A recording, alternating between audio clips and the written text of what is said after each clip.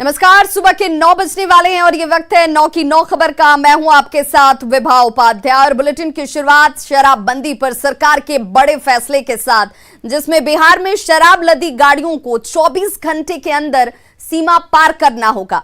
निर्धारित check post से गाड़ियों को एंट्री दी जाएगी। वहीं चेक पोस्ट पर अल्कोहल लदी गाड़ियों में डिजिटल लॉक लगाया जाएगा। बिहार की सीमा में प्रवेश करते ही डिजिटल लॉक लगेगा, वहीं सीमा पार करते ही चेक पोस्ट पर डिजिटल लॉक खुल भी जाएंगे। ज्यादा जानकारी दे रहे हैं न्यूज़ 18 संवाददाता रवि एस नारायण।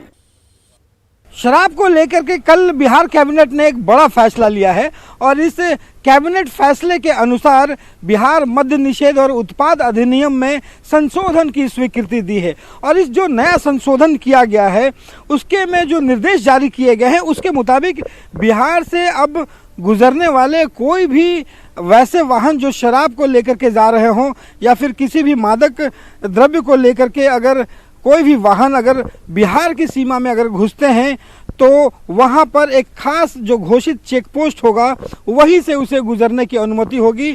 और उस खास चेक पोस्ट पर सभी जो वाहन हैं उस वाहनों में डिजिटल लॉक लगाया जाएगा। जी हाँ, डिजिटल लॉक एक ऐसा लॉक होता है जिसे कोई भी व्यक्ति खोल नहीं सकता है और इस डिजिटल लॉक को जैसे ही राज्य के सीमा से बाहर जाता है वाहन, वहाँ पे इस डिजिटल लॉक को खोल दिया जाएगा। इसमें निर्देश ये दिए गए हैं कि कोई भी वाहन जो है वो शराब लदा अगर होगा तो वो बिहार के सीमा से 24 घंटों के अंदर उसे बाहर निकल जाना होगा। 24 घंटा से ज़्यादा बिहार में रहने की अनुमति नहीं होगी।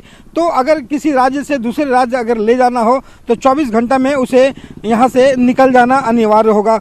दूसरी सबसे बड़ी बात ये फैसला लिया गया है कि अगर कोई भी आवासीय परिसर अगर हो और वहाँ पे अगर शराब अगर मिलता है तो वहाँ पे जो चिन्हित भाग है वही सील बंद किया जाएगा, ना कि पूरा परिसर किया जाएगा। तो आवासीय क्षेत्र को लेकर के जहां पहले पूरा का पूरा परिसर जो है वो हो जाता था सील, वो अब नहीं होगा। दूसरी सबसे बड़ी बात कही गई है कि जो छावनी क्षेत्र है या मिलिट्री स्टेशन है उसको शराब भंडारण करने की अनुमति होगी, लेकिन कंटोनमेंट जो क्षेत्र है उसके बाहर काम करने वाले कोई भी सैन्य कर्मी हो या सेवानिवृत्त कर्मी हो उसे शराब रखने या फिर उसका सेवन करने की अनुमति नहीं दी जाएगी। तो शराब को लेकर के कल बिहार कैबिनेट ने एक बड़ा फैसला लिया है।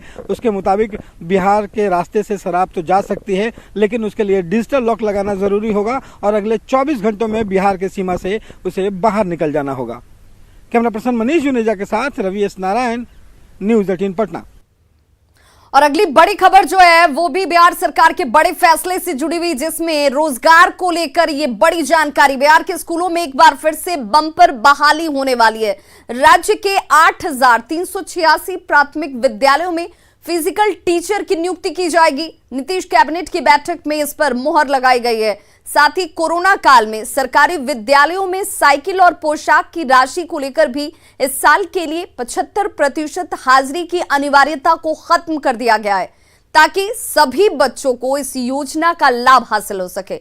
आपको बताते चलें कि कोरोना की वजह से अधिकांश वक्त जो है स्कूल बंद रहे थे और ऐसे में सरकार के इस फैसले का तकरीबन 2 करोड़ 10 छात्र और छात्राओं को लाभ हासिल होगा। नीतीश कैबिनेट की कल की बैठक में कुल 21 प्रस्तावों पर मुहर लगी है। इसमें राज्य कर्मचारियों और पेंशन भोगियों को अक्टूबर के साथ लंबित 2 महीने का जो डीए है वो एकमुश्त दिया जाएगा। 2021-22 के लिए हम जो शिक्षा विभाग के तहत जो तमाम प्रोत्साहन राशि देते हैं अपने बच्चों को, उसके लिए प्रावधान ये है कि वर्ष के जो प्रथम 6 महीने में जिनका अटेंडेंस 75% होता है उन्हें ही ये दिया जाता है। चूंकि इस वर्ष सितंबर माह के शुरुआत में ही विद्यालयों को खोला गया है, इसलिए निर्णय ये लिया गया है कि 2021-22 के लिए ये जो 75% की जो अटेंडेंस की अनिवार्यता है उसको एक वन टाइम शिथिल कर दिया गया है, ताकि सभी को ये जो राशि है इसको दी जा सके। राज्य में 8,386 जो राजकीयकृत प्रारंभिक विद्यालय हैं उनमें एक शारीरिक शिक्षा एवं स्वास्थ्य अनुदेशक का पद स्वीकृत किया गया है।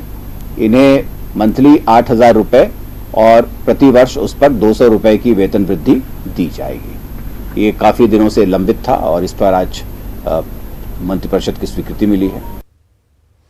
कोरोना से जान को बचाने के लिए टीकाकरण जरूरी है और इस टीकाकरण को सफल बनाने के लिए स्वास्थ्य कर्मियों का योगदान बढ़ा है। 25 किलोमीटर का दुर्गम सफर और कई बार नदियों को पार कर बगहा के रामनगर के पीएससी के स्वास्थ्य कर्मी देखिए उस इलाके में पहुंचते हैं जहां पर जाना चुनौतीपूर्ण है।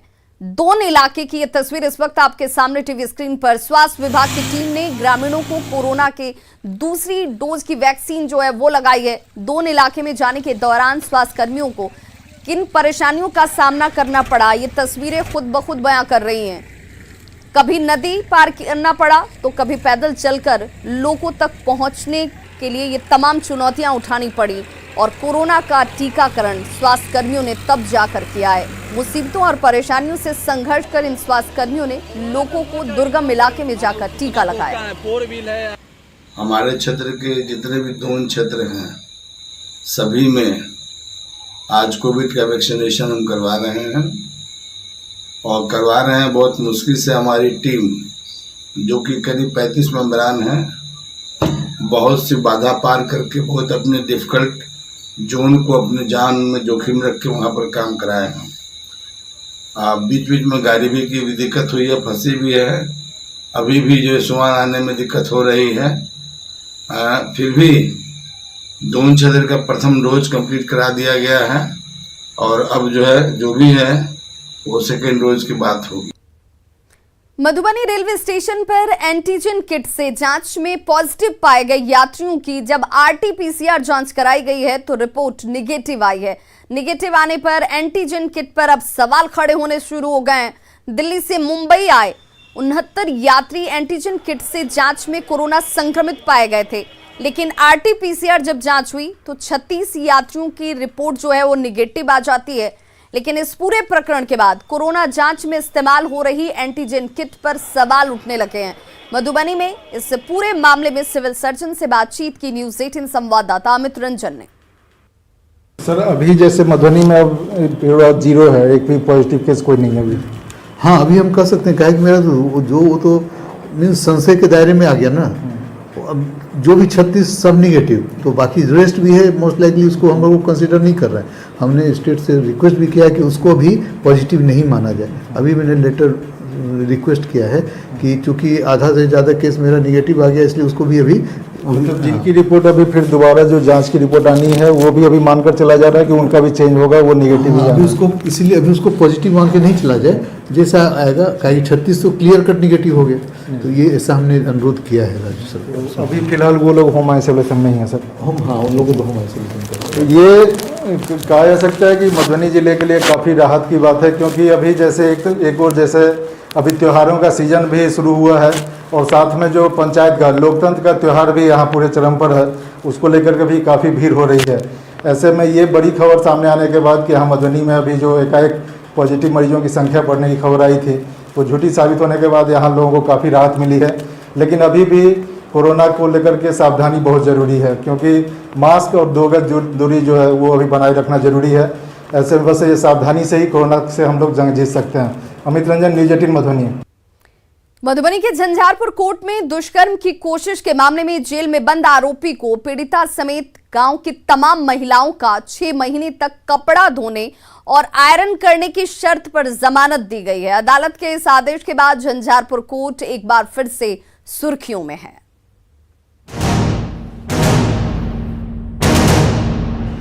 मधुबनी के झंझारपुर कोर्ट ने दुष्कर्म की कोशिश करने वाले आरोपी को एक ऐसी अनोखी सजा सुनाई है जो अब चर्चा का विषय बन गया है। दरअसल आरोपी ललन साफी पेशे से धोबी का काम करता था, लेकिन महिला से दुष्कर्म की कोशिश के आरोप में लोखा थाने में केस दर्ज होने के बाद से बीते 19 अप्रैल से जेल में बंद था। कोर्ट में जमानत याचिका पर सुनवाई के दौरान एडीजी प्रथम ने दोनों पक्षों की दलीलें सुनने के बाद आरोपी की कम उम्र और पहले से कोई आपराधिक इतिहास नहीं होने के चलते सशर्त जमानत पर रिहा करने का आदेश दिया। कोर्ट ने आरोपी को पीड़िता सहित गांव की अन्य महिलाओं के कपड़े 6 महीने तक फ्री में धोने और आयरन करने की शर्त पर रखी है। कोर्ट के आदेश की जानकारी स्थानीय पंचायत प्रतिनिधि को भी दी जाएगी, ताकि जमानत की शर्त का आरोपी पूरी तरह से पालन कर रहा है या नहीं, इसकी जानकारी अदालत को मिल सके। यह जो है सो संगीन मामला है और कंडीशन पर ही इनको जमानत की सुविधा दी जा सकती है। तो माननीय न्यायालय द्वारा जो आदेश हुआ कि पीड़िता की जो है जो केस की सूचिका है उनकी कपड़ा की धुलाई 6 माह तक करेंगे, उस पर आयरन भी करेंगे और साथ ही विलेजर्स का भी जो है सो कुछ कपड़ा साफ करके उसको फिर आयरन करेंगे कपड़े पे। झंझारपुर कोर्ट के इस फैसले की हर तरफ तारीफ हो रही है। बताया जा रहा है कि कुछ दिन पहले शराबबंदी कानून के उल्लंघन मामले में भी जेल में बंद आरोपी को 5 गरीब परिवार के बच्चों को 3 महीने तक निःशुल्क शिक्षा देने की शर्त पर जमानत मिली थी। वहीं एक अन्य मामले में आरोपी को इस शर्त पर जमानत दी गई थी कि वह अपने पिता के निजी स्कूल में 5 गरीब परिवार के बच्चों को 5 साल तक निःशुल्क शिक्षा दिलवाएगा। जबकि एक दूसरे मामले में जेल में बंद आरोपी को किसी सार्वजनिक स्थल पर 10 फलदार पेड़ लगाने की शर्त पर जमानत मिली थी। एडीजी प्रथम की अदालत में पिछले दिनों कई और मामलों में भी इस तरह के आदेश दिए गए हैं, जिससे समाज में काफी सकारात्मक बदलाव आ सकता है। अपर जिला एवं सत्र न्यायाधीश का पहला फैसला नहीं है, बल्कि इस तरह के फैसलों का एक सिलसिला है। मेरे सामने से इस तरह के कई फैसला गुजर चुके हैं। मैं तो कहूँगा कि झंझारपुर के जुडिशियरी में यह एक स्वर्णिम अध्याय प्रारंभ किया गया। वाकई झंझारपुर कोर्ट ने जो आदेश दिया है उससे समाज में जहां असामाजिक तत्वों को सही राह पर चलने का सबक मिलेगा, वहीं अशिक्षा को दूर करने के साथ ही पर्यावरण संरक्षण के प्रति भी लोगों को जागरूकता बढ़ेगी। और यही वजह है कि एडीजी अविनाश कुमार की कोर्ट ने जो आदेश दिए हैं उसकी हर जगह तारीफ हो रही है। अमित रंजन, न्यूज़ 18 मधुबनी। और बड़ी खबर इस वक्त मुजफ्फरपुर से आ रही है, जहां पर फिरौती के लिए छात्रा का अपहरण कर लिया गया। अपहरणकर्ताओं ने दरवाजे पर एक पर्चा भी छोड़ा है। फिरौती के लिए छात्रा का अपहरण किया गया। ये बड़ी खबर इस वक्त मुजफ्फरपुर से आ रही है और अपहरण को लेकर पर्चा छोड़ा गया है दरवाजे के बाहर। 5 लाख की फिरौती की मांग की गई है। सदर थाना के शेरपुर की यह घटना, जहां पर अपहरणकर्ताओं ने दरवाजे पर एक पर्चा छोड़ा है, जिसकी तस्वीर इस वक्त आप टीवी स्क्रीन पर देख रहे हैं। 5 लाख रुपए की फिरौती की डिमांड की गई है। सदर थाना के शेरपुर की यह घटना है।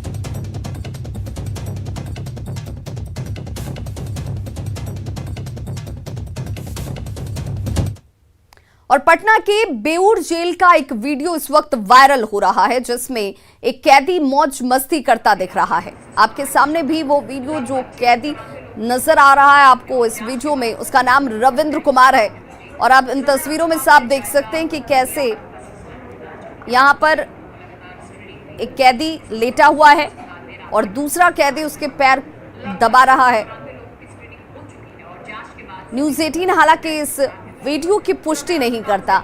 मामले की फिलहाल जांच शुरू कर दी गई है।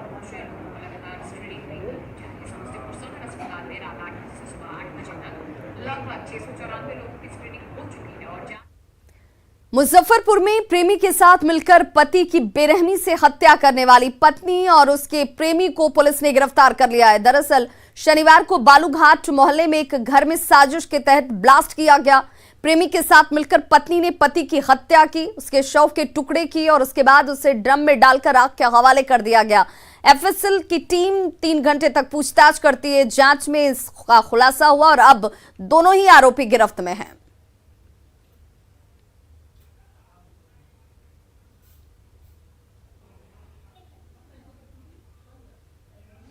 और बड़ी खबर इस वक्त पटना से आ रही है। डॉक्टर राजीव और उनकी पत्नी को गिरफ्तार कर लिया गया है। जिम ट्रेनर विक्रम गोलीकांड में कार्रवाई करते हुए पुलिस इस वक्त डॉक्टर राजीव और उनकी पत्नी गिरफ्त में है। ये दोनों दंपत्ति जो हैं, इन दोनों को पुलिस ने कार्रवाई करते हुए पकड़ा है।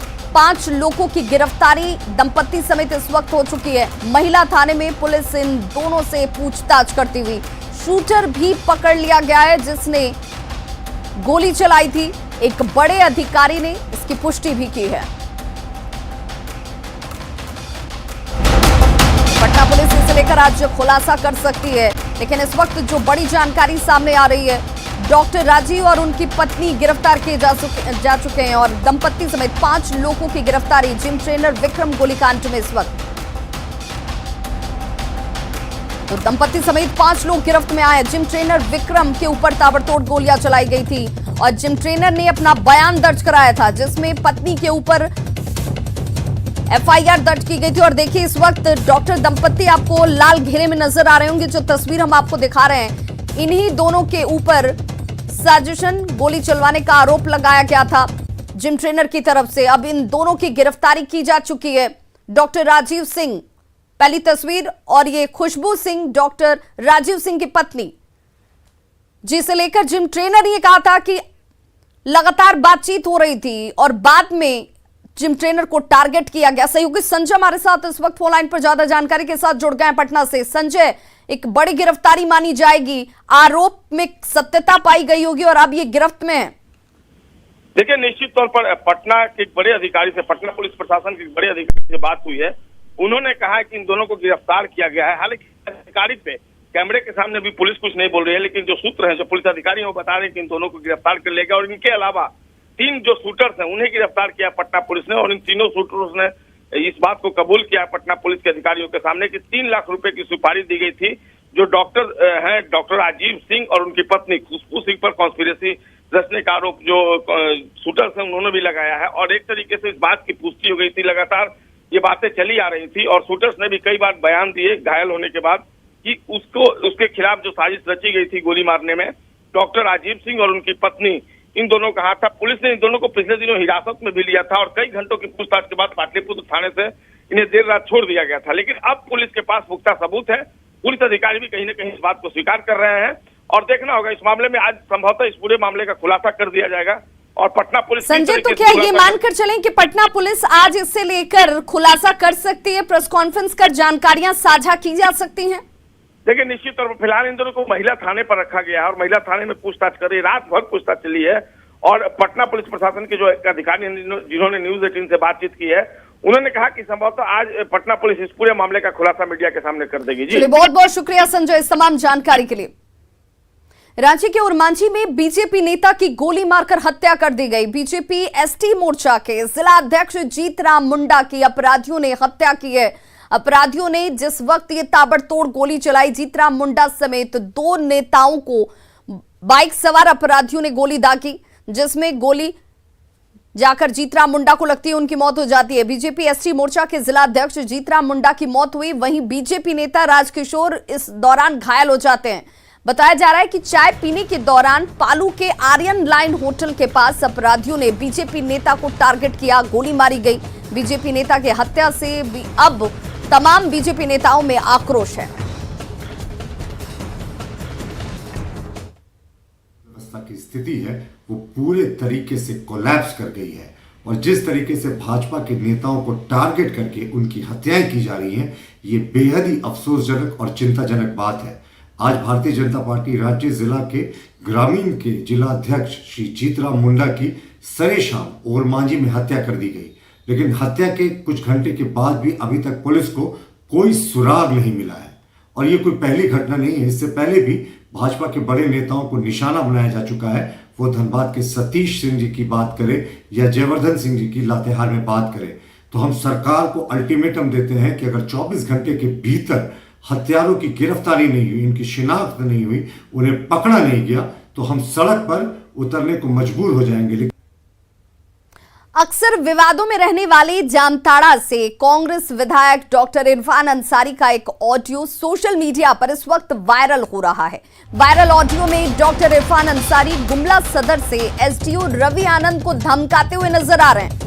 डॉक्टर इरफान अंसारी एसडीओ को ये कहते नजर आ रहे हैं कि अल्पसंख्यकों को परेशान मत कीजिए, भाजपा का राज थोड़े ही है। दरअसल ऑडियो को सुनकर ये लग रहा है कि गुमला जिला महिला कांग्रेस के अध्यक्ष अमृता भगत ने डॉक्टर इरफान अंसारी को फोन किया था। अमृता भगत ने कौसर अहमद नाम के एक पटाखा दुकानदार पर कार्रवाई नहीं हो इसकी पैरवी के लिए फोन किया। अमृता भगत की बात सुनने के बाद विधायक डॉक्टर इरफान अंसारी ने एसडीओ को फोन लगाया और उन्हें अल्पसंख्यकों को नहीं सताने की हिदायत दी और आरोपी कौसर अहमद को ससम्मान छोड़ देने को कहा जाता है। न्यूज 18 हालांकि इस वायरल ऑडियो की पुष्टि नहीं करता है। अब इरफान अंसारी और एसटीओ रवि आनंद की बातचीत आप भी जरा सुनिए। ये एजू साहब बोल रहे हैं। एजू साहब, मैं जामताड़ा से डॉक्टर इरफान बोल रहा हूँ, एमएलए। हेलो, आवाज आ रही है आपको? हाँ, अब वो मेरे कोई रिलेटिव है, उनका पटाखा आपने जब्त क्यों कर लिया है? विस्फोटक वो नहीं है। ये पटाखा विस्फोटक का क्या? वो तो पटाखा बेचता है हर जगह, बम थोड़े फोड़ रहा है वो हमको नहीं, कौन झूठ बोला नहीं बोला मुझे नहीं मालूम है। मैं जानता हूँ सही आदमी है वो लोग, देख लीजिएगा उसको। तो सम्मान उसको छोड़ दीजिए, मैं बता दे रहा हूँ। अल्पसंख्यक है, इसका मतलब आप तंग कीजिएगा क्या? भाजपा का राज है क्या यहाँ? ये तरीका हम नहीं बर्दाश्त करेंगे। सुन लीजिए, मैं अभी सीएम साहब तुमका मैं बता दे रहा हूँ आपको। सब सम्मान से छोड़िए, छोटा मोटा चीज मत पड़िए आप लोग। केंद्रीय गृह मंत्री अमित शाह ने राष्ट्रकवि रामधारी सिंह दिनकर की जयंती पर उन्हें श्रद्धांजलि अर्पित की। ट्विटर पर उन्होंने लिखा कि राष्ट्रकवि रामधारी सिंह दिनकर जी की ओजपूर्ण कविताएं स्वतंत्रता आंदोलन में अंग्रेजों के विरुद्ध जन जन में देशभक्ति की भावना जागृत करने से लेकर 1975 के आपातकाल में तानाशाही मानसिकता के विरुद्ध प्रमुख स्वर बनी। उनकी रचनाएं सदैव देशवासियों को प्रेरणा देती रहेंगी। उन्हें कोटिशः नमन। तो खबरों का सिलसिला लगातार जारी है। आप देखते रहिए न्यूज 18 बिहार झारखंड। इस न्यूज हेडलाइंस के प्रायोजक पेट सफा